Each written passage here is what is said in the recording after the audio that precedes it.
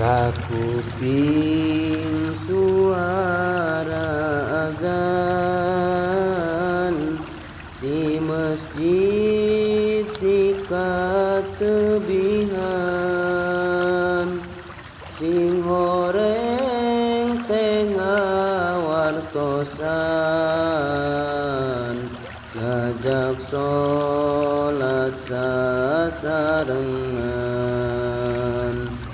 Tekenging sholat di imah, salagi aya masjid mah, pribumi atawa sema